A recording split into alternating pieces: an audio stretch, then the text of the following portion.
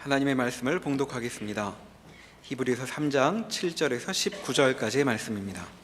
신약성경 354면 어간에 있습니다.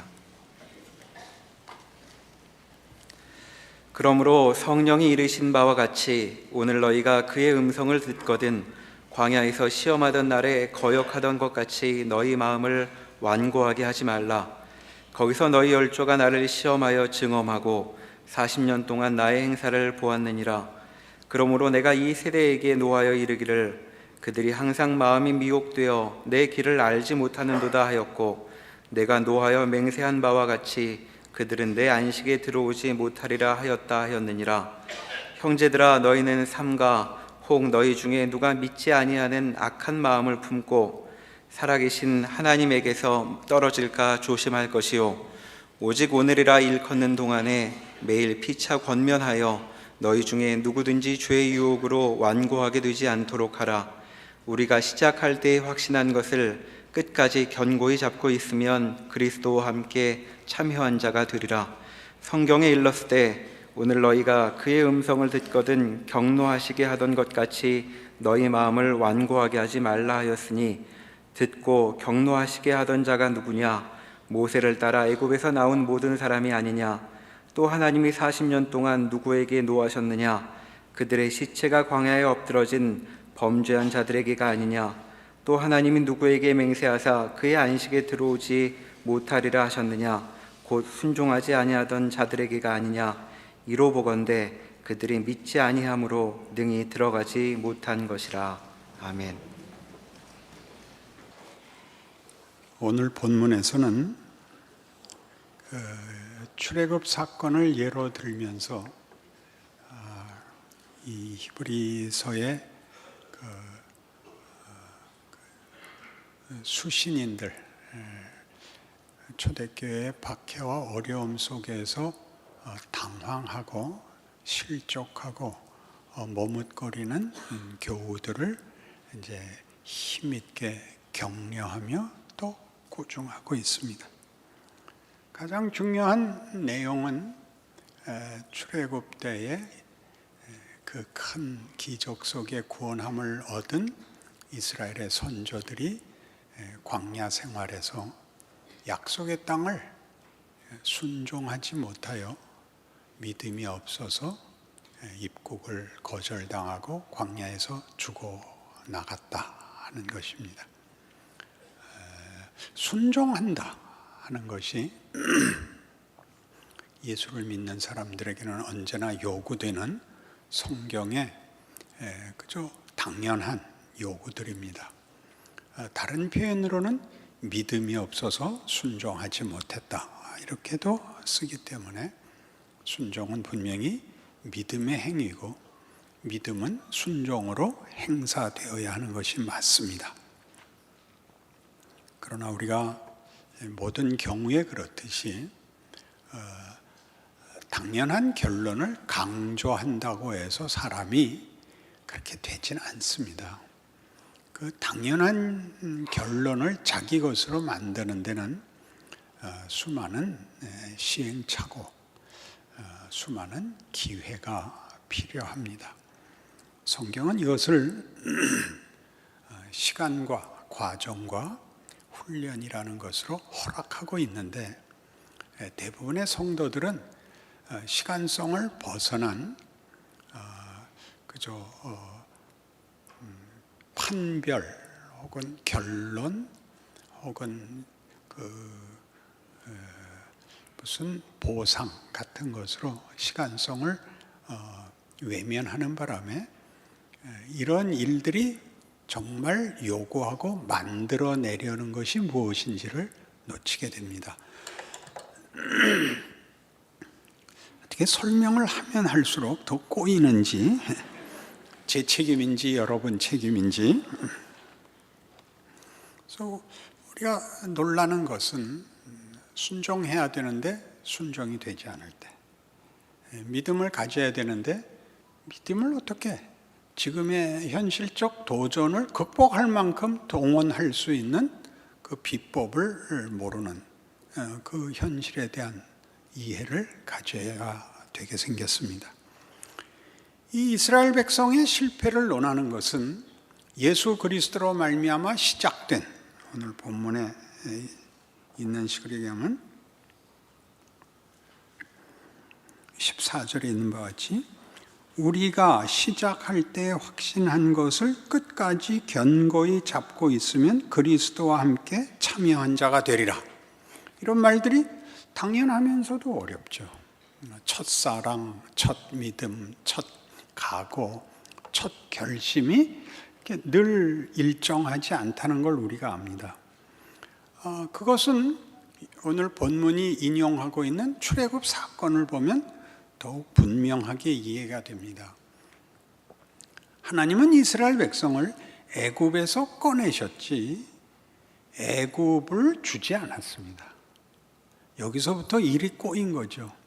바로를 죽이고 지금 뭘 절 세우든지, 여러분 마음에 드시는 누굴 세워서 우리 말이 통하는 우리 편내 권력자를 세워서 우리 말을 들어주는 그 비옥한 땅에서 잘 먹고 잘 살게 했으면 아무 문제 없었을 텐데 약속의 땅으로 가라고 합니다. 애굽에서 약속의 땅 가나안까지는 상당한 거리가 있고 그 사이를 광야 지대가 막고 있는데 그 지리적으로 이 광야를 지나서 약속의 땅으로 들어가는 동안 이 사이에 여러 가지 일이 생깁니다.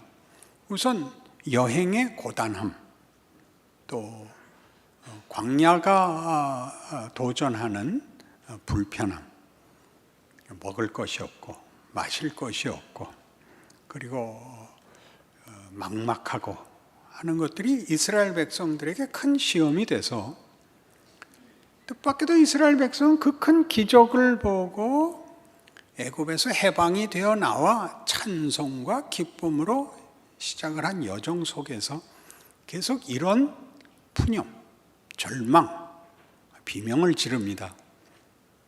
왜 꺼내줬느냐? 거기서 종살이 하는 게 낫다. 굉장한 대답이죠. 어디서부터의 해방이 무엇을 위한 해방으로 마무리되지 않으면 자유라는 것은 사실 덧없습니다. 공포나 압제로부터의 해방은 당연하지만 공포와 압제로부터 해방이 되어서 스스로 만족할 수 있고 자랑스러운 그런 자리에 가는 해방이 아니라면, 그런 구원이 아니라면, 그런 자유가 아니라면 그 전보다 나을 것이 없죠. 우리가 순종해야 된다, 믿으면 된다라는 말들은 맞는 말이지만 믿음을 동원하고 순종을 행했음에도 불구하고 어떤 세상적인 무지, 거역, 비열함, 죄악된 생각들을 끊고 헌신을 했음에도 말하자면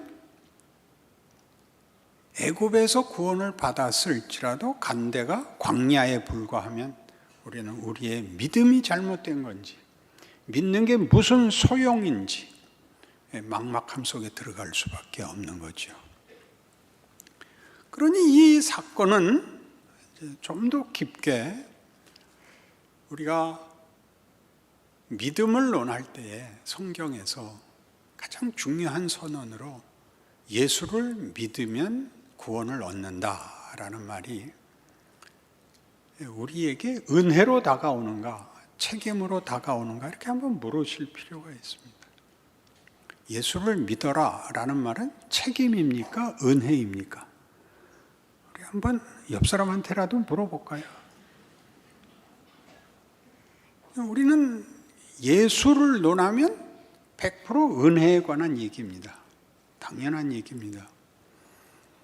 그러면 왜 예수로 말미암는 은혜를 받아라 그렇게 얘기하지 않고 예수를 믿어라 이렇게 얘기를 할까요? 믿음은 은혜에 속한 것으로 보입니까? 책임에 속한 것으로 보입니까?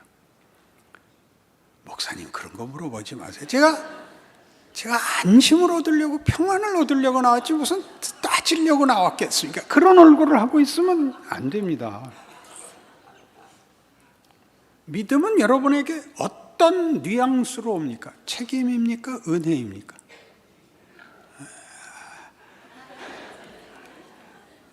우리는 늘 뻔한 질문은 의심하는 그런 교육을 받아왔습니다. 그건 틀림없이 어디 함정이 있는 겁니다. 그랬죠? 은혜가 뭔지는 모두 압니다. 그러나 성경은 예수를 은혜 받으면이라고 절대 말을 그렇게 안 쓰고 믿으면이라고 써서 분명히 책임적 요소가 있다는 것을 밝히고 있습니다. 그러니 책임을 논하면 은혜가 없어지고 은혜를 말하면 책임이 없어지는 이 문제가 우리를 사실은 신앙생활 속에서 가장 우리를 당황시키는 겁니다. 모순에 빠지게 하고 자가당착에 빠지게 하고 막막하게 하죠. 믿음은 은혜가 책임을 요구한다라는 말을 묶어서 만든 단어입니다. 은혜와 책임이 어느 쪽이 역할이 많은가를 동일한 평면에 놓고 분할하는 것이 아니라 시작이 은혜가 해서 그 은혜가 책임을 목적하고 있다. 그래서 믿음이라는 단어에는 분명히 책임이 있는데 그 책임은 하나님이 시작한 일이 만들어내는 목적지입니다. 그러니까 쉽게 출애굽 사건으로 얘기하면 구원은 애굽에서 해방되어 가나안에 가서 나라를 건설하는 겁니다. 근데 이 애굽에서 꺼낼 때는 100% 은혜입니다. 하나님이 다 하시죠. 10가지 재앙, 홍해를 가르죠. 가는 길에 반석에 물을 내시고 만나를 먹이십니다. 그러나 가나안 입국은 순종이 있어야 되는 겁니다. 놀랍지 않습니까? 아니 애굽을 박살내고 꺼내셨는데 그냥 보따리에 싸서 택배로 붙이시지요. 왜 불순종했다고 그건 그럼 그만두고 광야에서 다 죽여버리는 겁니까? 이렇게 무섭게 내가 그때 진노했다, 내가 맹세했다, 너희는 내 땅에 못 들어온다. 그러니까 이 책임은 우리가 생각하는 쉬운 성경에서 너희가 책임져라 이렇게 얘기하지 않고 믿음이라고 얘기함으로써 은혜와 믿음이 어떻게 전후로 시작과 결론으로 묶여 있느냐만큼 신비하게 책임은 가나안에 들어가는 조건보다 더 큰 가나안에 들어가는 것의 본질적인 어떤 조건이 됩니다. 가나안에 들어가는 본질적인 조건. 하나님께서 예수를 보내어 하나님이 누구신가도 증명하시고 하나님이 인류에게 무엇을 목적하신가도 증명하신 것이 성육신입니다. 하나님은 우리를 위하여 우리의 하나님이신 하나님이 누구신가를 우리에게 분명하게 납득시키기 위하여 우리와 방불한 모습으로 우리의 조건 속에 우리의 가장 막다른 골목에까지 내려오실 수 있는 분이며 그런 하나님이며 우리를 그렇게 찾아온 것이 그냥 하나님의 자기 증명에 그치는 것이 아니라 우리의 영광과 운명의 승리를 위하여 우리라는 존재의 가치와 정체성을 알려주기 위해서도 성육신을 택하신 분입니다. 그분이 우리에게 은혜를 베푸시는 것은 우리로 하나님의 자녀답게 하시기 위하여 당신의 모든 능력을 동원하시는 것이지만 동시에 그것은 우리 보고 영광되라는 것입니다. 그 영광의 최고의 내용이 뭐냐? 책임입니다. 책임이란 말은 매우 어려운 표현입니다. 본인의 능력, 본인의 어떤 자랑을 얘기하는 것이 아니라 우리라는 존재가 자발성을 가지고 하나님에 대한 항복과 기쁨과 순종을 우리의 가장 중요한 본질로 가지겠다는 자리를 성경이 말하는 것입니다. 그래도 이 말에 의심의 찌꺼기가 남으니까 우리 인간의 영광이라는 것, 자유라는 것, 책임이라는 것이 가지는 명예를 인류 역사에서 어떻게 인문학 속에서, 역사 속에서도 이미 그것을 결론을 내렸는가 보십시다. 서구 역사의 최고의 공헌, 서구 역사의 최고의 공헌은 시민 정신을 발견한 거다 그럽니다. 시민 정신. 시민 정신이란 한 나라를 구성하는 국민들은 자유로워야 하고, 그리고 그 자유가 책임을 져야 한다는 걸 알아야 된다. 이게 시민 정신입니다. 굉장하죠? 인간의 가치는 자유로워야 하고 자유가 책임을 이해해야 한다. 동양은 뭐였을까요? 동양은 윤리였습니다. 굉장하죠? 서구가 시민 정신을 깨우치는 데까지 역사가 흘러왔고, 동양은 윤리라는 책임이 있다는 걸 여기까지 왔습니다. 그러나 그 자유와 그 책임이라는 것이 구체적인 승리와 영광까지는 없습니다. 세상은 나와서 갈 데가 없습니다. 세상에서 나올 수도 없고 나와서 갈 데가 없습니다. 하나님은 우리에게 이렇게 얘기하시는 겁니다. 내가 너희를 흙으로 만들었지만 너희라는 존재는 나와 믿음을 나누고 사랑을 나누고 책임을 나누는 그런 경지까지 내가 목적하고 있다. 이게 기독교입니다. 그러니까 하나님께서 우리에게 물으시고 우리로 답하게 하십니다. 해결을 하라는 것이 아니라 우리가 하나님의 질문에, 도전에 답을 하는데 그 답이 뭐냐 하면 내가 만들 수 있는 것보다 큰 것을 답을 하랍니다. 그러나 우린 그렇게 안 하지요. 뭘 안 하느냐? 이스라엘 백성이 가나안에서 약속된 땅으로 가는 시작에선 홍해를 건너고 출애굽기 15장에서 한 영광의 찬송과 고백들은 이 자기네를 붙잡고 있던 권력이 깨지고 거기서 그들을 꺼낸 하나님의 권능을 실컷 봤기 때문입니다. 10가지 재앙과 홍해가 갈라지는 사건이 그들을 감격시켰습니다. 그러나 광야에서 그들이 뒤집어진 것은 이 고생을 하느니 옛날 생활이 더 안전했다는 거죠. 약간 믿지고 살면 됐거든요. 그렇잖아요. 전쟁도 무슨 정치도 무슨 먹고 살 일도 그건 알아서 하고 약간 관세 받고 힘들게 살면 됐어요. 근데 여기 왔더니 매일매일이 만나를 한꺼번에 줘서 창고에 쌓아놓게도 못하고, 또 물도 뭐 늘 어떻게 되는 게 아니라 그 빌고 아우성 치면 바위에서 한 모금 먹을 거 나오고 말고, 여기는 모르겠단 말이에요. 앞이 보장이 안 돼 있어요. 저기는 보장돼 있단 말이에요. 400년이나 살았거든요. 거기서 익숙하다고요. 우리 모두가 하는 기도 아니에요? 하나님, 제가 뭘 더 바라겠어요? 저 우리 자식들 흉안 보고 나 걱정 안 하고 이렇게 살다가 그냥 빨리 그냥 곱게 죽여주세요. 여기가 광야죠. 난 분노했다.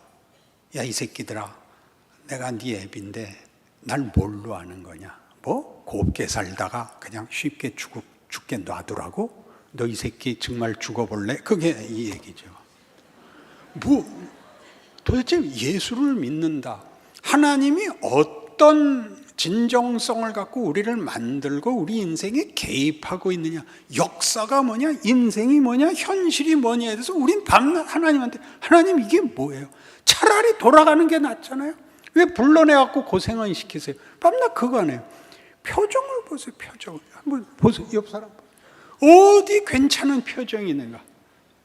괜찮은 표정이 없잖아요. 다 짜증이 나고 이게 뭔가란 말이에요. 뭘 모르는 거예요? 명예를 모르는 거예요. 인간이라는 존재와 운명이 가지는 하나님이 전심을 기울여서 만들고 기르고 채우고 있다는 생각을 아무도 안 하는 거죠. 그냥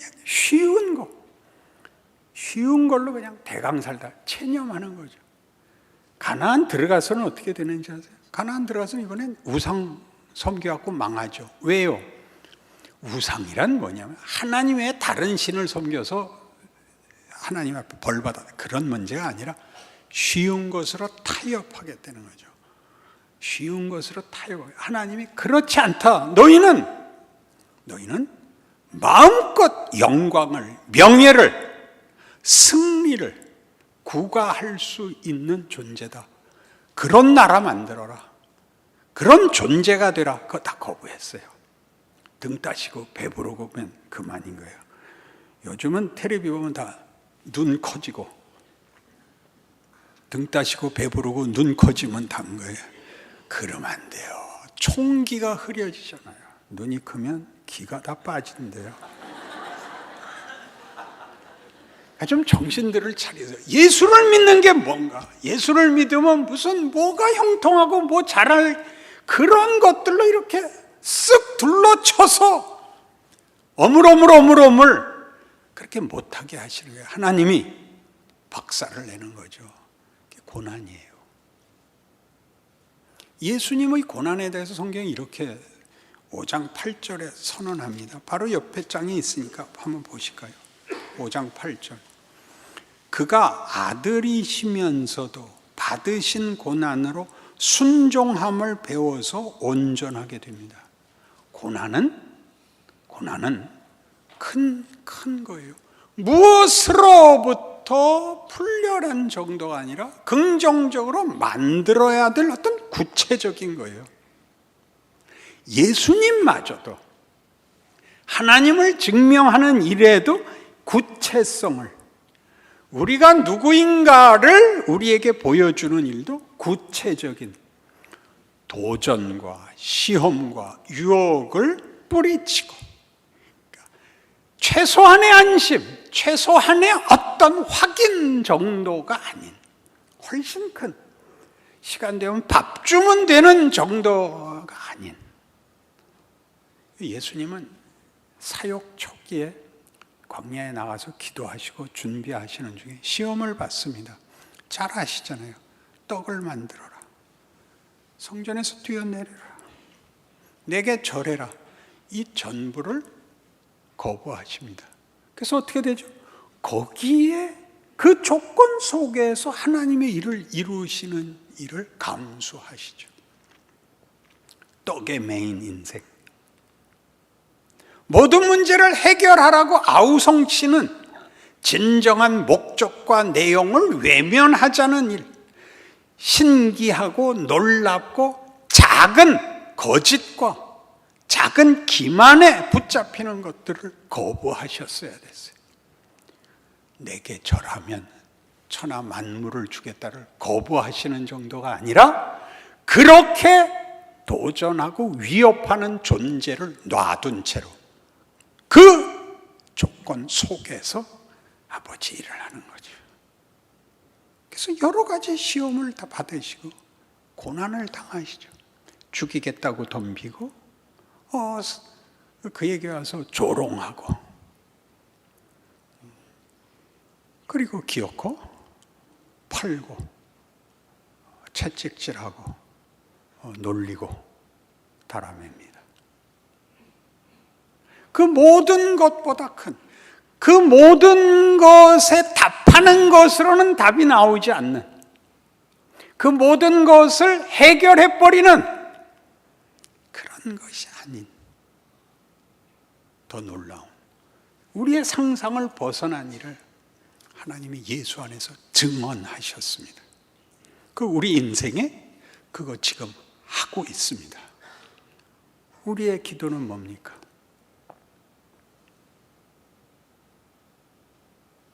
하나님도 고생하시지 말고 저도 고생시키지 말아 주옵소서. 그 외에 해본 기도가 뭐가 있습니까? 왜 나라를 위해서 기도합니까? 여러분이 나라를 위해서 기도할 틈이 있습니까? 여러분이나 잘하세요. 그건 내가 할 테니까. 그 기도를 뭘 해야 되는지 모르게 실제적인 신앙생활을 직면하지 않으니까 어물어물 체념하고 있는 거죠. 하나님이 일한다는 거 안 믿는 거죠.